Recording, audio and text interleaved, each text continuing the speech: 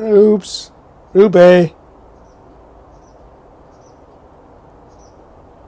I think she's too busy. She's found a sniff she wants to investigate. I thought I'd do a little bit of video about tomatoes. It's been a very strange tomato growing year. You can see what tomatoes we've got left in the greenhouse at home. None. They're finished. It's the end of August. They've all gone. All we have left are these in this box. Couldn't see any point leaving them. All the tomato plants are out and they are all in the recycling bin that's gone off this week. Some cucumbers left growing. Other than that, everything's gone. Now, I don't quite know what happened to them, but they all gave up. But it's not been like that everywhere, so I'll show you how they're going on outside at home.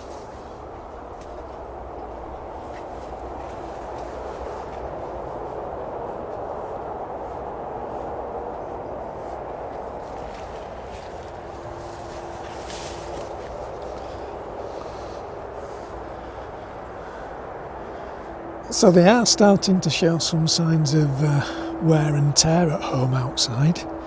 So in these crates are the leftovers of all sorts of bits and pieces. I think most of them are probably Fandango, judging from the size of the tomatoes, but I haven't taken any leaves off and they're ripening okay. Don't have any problems with the way all this stuff's ripening. It's not going to be much longer before all the tomatoes are off and finished with. And then they're our outdoor Crimson Crush. I keep those as outdoor ones because I know they're not going to get blight. Again, I haven't taken any leaves off and nearly all the tomatoes are now done. They're nearly all ripened. There's not much left on these now to turn. I would have thought a few more weeks and these will be finished as well. So the next part of this video I'll take you down to the plot and we'll have a look at the tomatoes down there and see just what a difference there is between these at home and the ones down on the plot.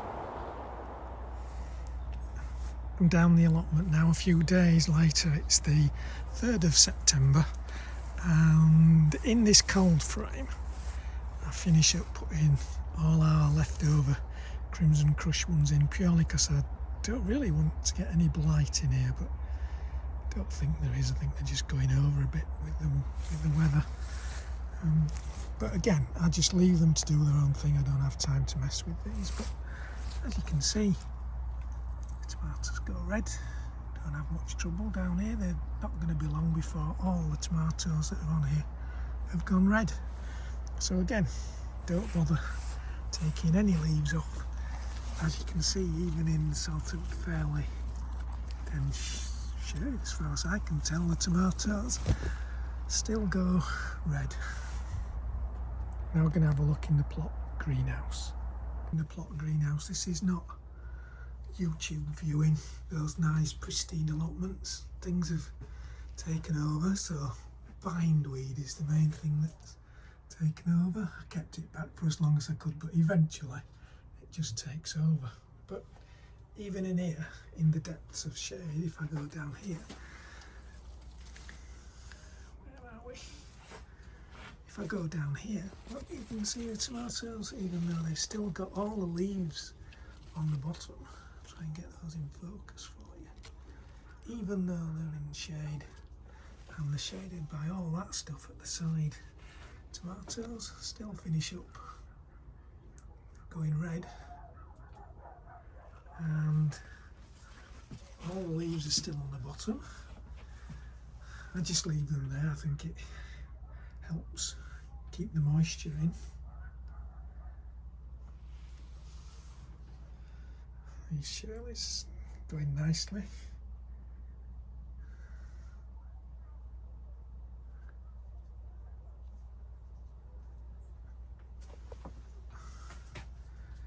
And I'll leave these on. These will be last ones to pick, but they'll carry on going. I'll just get whatever there is. Hopefully these will keep us going in tomatoes till late in the season, maybe almost up to Christmas, if we're really lucky.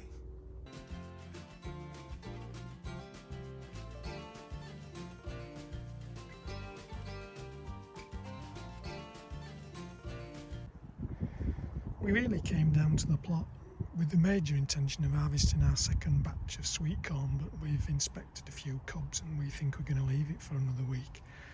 But all in all, not a bad harvest, so we're taking back our Zibrum shallots and keep them back at home. A cabbage is cabeche, defender and some striped courgettes. Tomatoes, well there you go, that's what we've harvested today. That's off our leaving the leaves on the bottom of the plants routine. That enormous one is Buffalo Sun, but I shan't be growing it next year because most of them have got blossom end rot, and giving it gets the same treatment as everything else that doesn't have blossom end rot. I'm giving it a miss. Those two are Mountain Magic, punnet full of sun gold.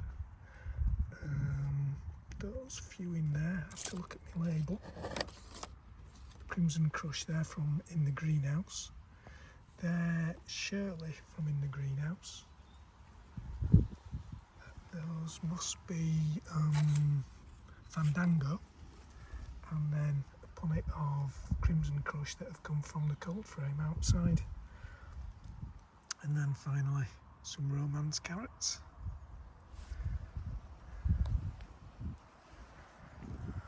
So, given that we came for sweet corn, we haven't got any. We've got plenty of other stuff. So, thanks for watching. Bye for now.